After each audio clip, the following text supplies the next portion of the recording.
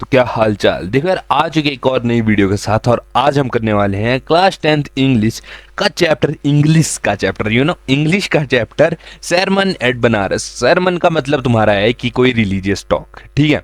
तो इस चैप्टर में मेनली क्या है, हम गौतम बुद्ध के बारे में थोड़ा बहुत पढ़ेंगे। उसके बाद हमारे इस चैप्टर में है एक औरत जिसकी बारे में हम पढ़ेंगे, जिनका नाम है कीसा गौतमी, ठीक है। तो भाई चैप्टर शुरू करते हैं, कोई ऐसी टेंशन वाली बात ही नहीं है।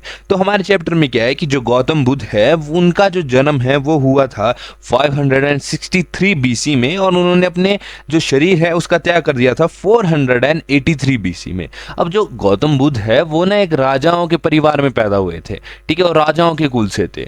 तो बेसिकली वो एक राजकुमार ही हुए। तो उनके पैदा होने के कुछ समय बाद उनको भेज दिया गया हिंदू स्केयर्ड स्ट्रक्चर पढ़ने के लिए, यानी कि भाई मतलब तुम ये बोल सकते हो कि पढ़ाई करने के लिए भेज दिया गया।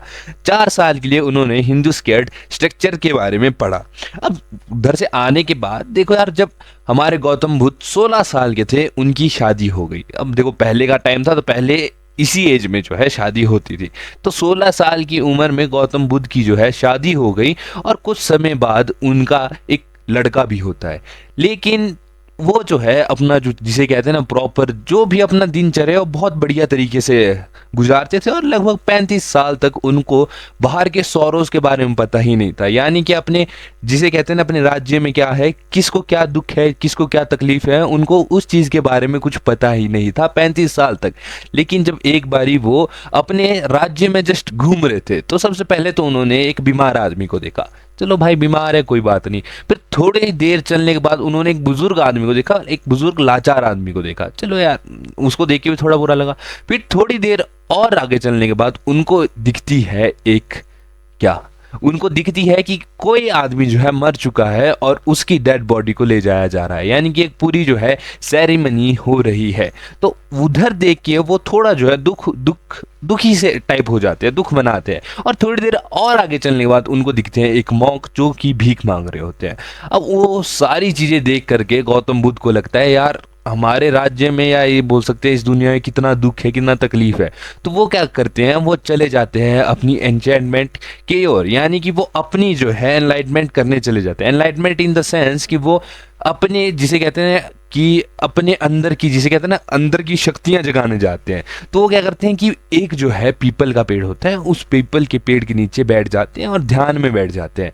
अब कुछ सालों तक वहां पर बैठने के बाद उनकी एनलाइटमेंट हो जाती है। एनलाइटमेंट इन द सेंस वो जो है अपने आप को नियंत्रण में कर लेते हैं और इजीली जो है बहुत सारी नॉलेज गेन कर लेते हैं। अब जिस पीपल के पेड़ के नीचे उन्होंने वो सारी जिसे कहते हैं ना तपस्या की थी, उस पेड़ का नाम रख दिया गया था बोधि ट्री। क्या? बोधि ट्री। अब बोधि ट्री का मतलब है ट्री ऑफ विजडम। अब इधर से इतना हमारा जो था पार्ट था वो गौतम बुद्ध के बारे में था। इसके बाद से अब हमारे पास एक नई जो वो शुरू हो गई। क्या? देखो सबसे पहले इतना पार्ट हमारा गौतम बुद्ध के बारे में था। अब गौतम बुद्ध जाते हैं कहाँ? बनारस। सबसे पहले जाते हैं गौतम बुद्ध बनारस, और वहां पर जो है अपनी जो उन्होंने नॉलेज गेन की है, उन्होंने जो नॉलेज गेन की है उस नॉलेज को वो क्या करते हैं, उस नॉलेज को वो बांटते हैं। यानी कि बनारस में ही सबसे पहले गौतम बुद्ध ने अपनी नॉलेज बांटी थी। अब वहां पे एक और नई कहानी शुरू हो जाती है इस चैप्टर में। वहां पर क्या होती है, एक औरत होती है जिसका नाम होता है कीसा गौतमी। क्या? कीसा गौतमी, जिसका बेटा बहुत ही ज्यादा बीमार होता है। तो वो ना हर जगह घूम रही है कि इधर जा रही है उधर जा रही है कि यार मेरे बेटे को ठीक कर दो। तो एक आदमी आता है और कीसा गौतमी को बोलता है कि तुम ऐसा करो कि तुम ना सक्य मुनि, यानी कि तुम सक्य मुनि द बुद्धा, यानी कि द बुद्ध के पास तुम जाओ। अब बुद्ध गौतम बुद्ध को ही बोलते थे द बुद्धा, यानी द बुद्ध है ना। तो तुम गौतम बुद्ध के पास जाओ, वो तुम्हारे को कोई ना कोई सोल्यूशन देंगे। अब कीसा गौतमी जो है भाई रोते रोते चली जाती है क्योंकि बेटे का दुख था।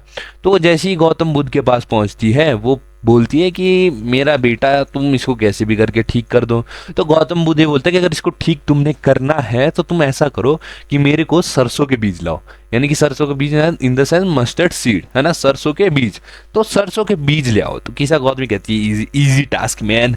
लेकिन गौतम बुद्ध कहते हैं कि वो जो सरसों के बीज है वो उस घर से आने चाहिए जिस घर में अभी तक किसी की डेथ ना हुई हो।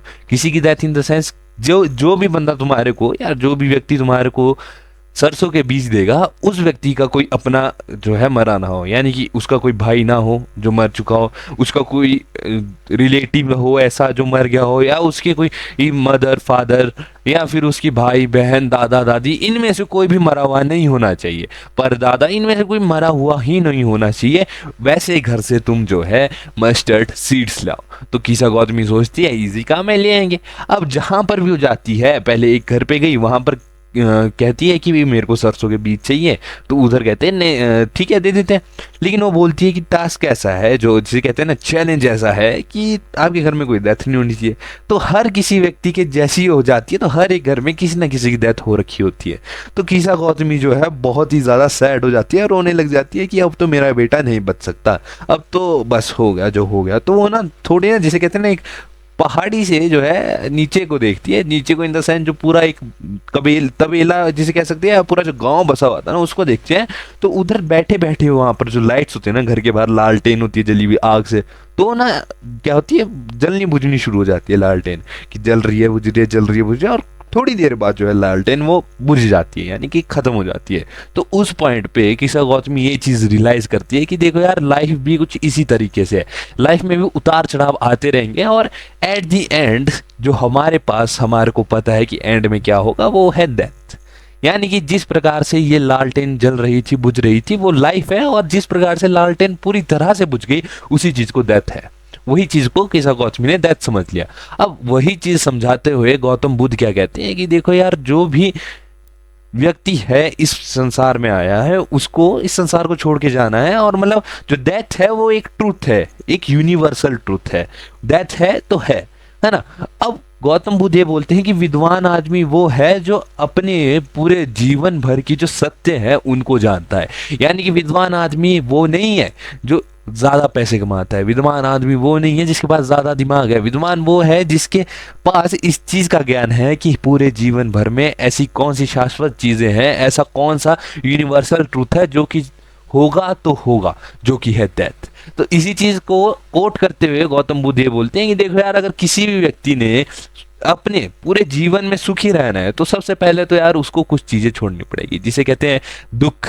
ठीक है, एक तो वो बोलते हैं दुख को छोड़ दो, दो तीन चीजें वो बोलते हैं कि इन चीजों को अगर तुम छोड़ देते हो तो भाई तुम लोगों की जीवन सेट है। यानी कि तुम कितने भी जिसे कहते हैं कितने भी गहरे कुएं में क्यों ना गिरे हो, तुम उस कुएं में भी इंजॉय करना सीख जाओगे। तो बस भाई चैप्टर खत्म। देखो इस चैप्टर में ज्यादा कुछ नहीं था, नॉर्मल चीज थी कि भाई गौतम बुद्ध क्या थे, कौन थे, क्यों थे, है ना।